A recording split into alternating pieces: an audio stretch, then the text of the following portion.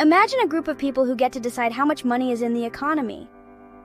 These individuals hold a significant amount of power and responsibility, and their decisions can impact every aspect of our daily lives. That's kind of what the Federal Reserve, or the Fed for short, does. The Fed is the central bank of the United States, and it plays a crucial role in the nation's financial system. They're like the money wizards of America. These financial experts work behind the scenes to ensure the economy runs smoothly. They don't actually wave magic wands, but they do make decisions that affect how much things cost, like your favorite candy bar or a new video game. One of the ways they do this is by setting interest rates.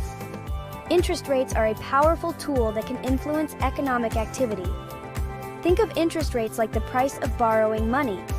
When interest rates are low, borrowing is cheaper, which can encourage spending and investment. When you borrow money from the bank, you have to pay back a little extra. This extra amount is what we call interest. That extra is the interest. The rate of interest can vary depending on the decisions made by the Fed. The Fed decides how much that extra should be. They meet regularly to discuss and set these rates based on the current economic conditions. The head wizard right now is Jerome Powell. As the chairman of the Federal Reserve, he leads the discussions and decisions on monetary policy. He's got a tough job because he has to make sure the economy is doing well. This involves balancing various factors to maintain economic stability. That means making sure prices don't go too high and people have jobs. The Fed's goal is to promote maximum employment and stable prices, which are essential for a healthy economy. Their decisions can affect everything from the interest rates on your credit cards to the ability of small businesses to get. The Fed's policies can influence consumer confidence and spending habits. So the next time you hear about the Federal Reserve in the news, you'll know they're the ones working behind the scenes to keep the economy on track. Their work is complex and often goes unnoticed, but it's vital for the nation's financial health. Understanding what the Fed does can help you make better financial decisions and appreciate the intricate workings of our economy. They are the unsung heroes ensuring that the financial system remains robust and resilient. In essence, the Federal Reserve is the guardian of the U.S. economy, making sure that the financial system is stable and that the economy can grow sustainably. Their role is crucial, and their decisions have far-reaching impacts on all of us. Remember back in 2020 when things got really weird with that pandemic? Nobody could go anywhere and businesses had to close. The economy was in trouble. To help out, the Fed did something unusual. They made it super cheap to borrow money. They lowered interest rates to almost zero. This was like everyone a discount on borrowing. The idea was to encourage people to keep spending money and keep the economy going. And you know what? It kind of worked. Now, the economy is a little bit like a bouncy castle. You jump too high and you might hit your head. That's kind of happened after the pandemic. Prices started going up, up, up. This is called inflation. Newspapers like and have been writing a lot about this. They've been saying that the Fed needs to raise interest rates to slow down inflation. One article said, the Fed is walking a tightrope. That means they have to be really careful. So how do we know if the economy is doing well or not? This is a question that affects everyone, from business owners to everyday consumers.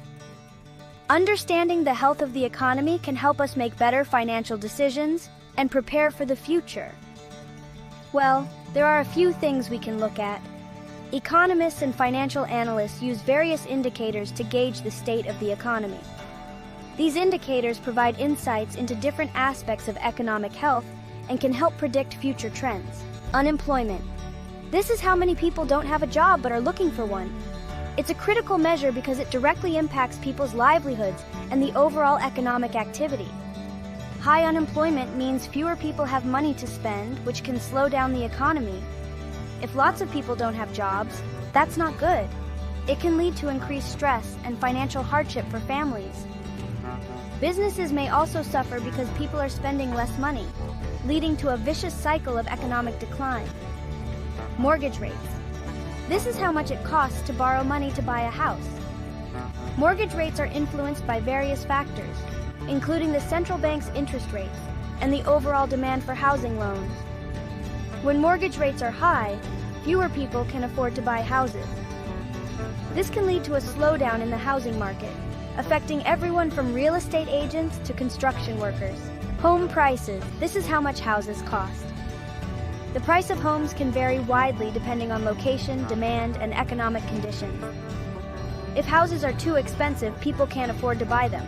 This can lead to a decrease in homeownership rates and can also affect the rental market as more people look for affordable housing options.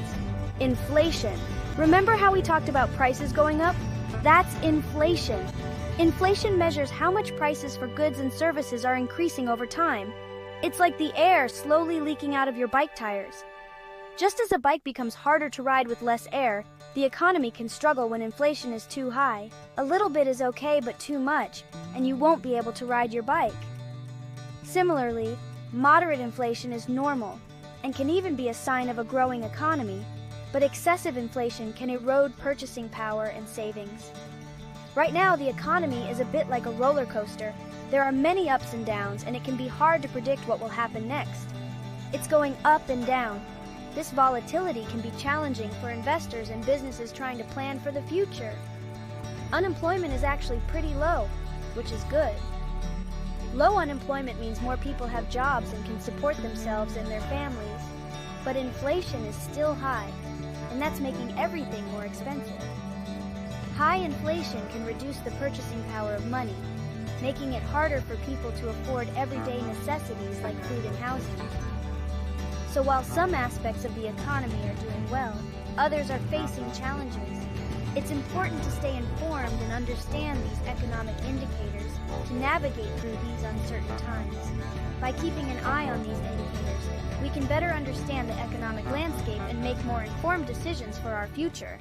You know how we vote for a president every 4 years? Well, guess what? The president and the people they work with can influence what the Fed does. They can't tell the Fed exactly what to do, but they can try to persuade them.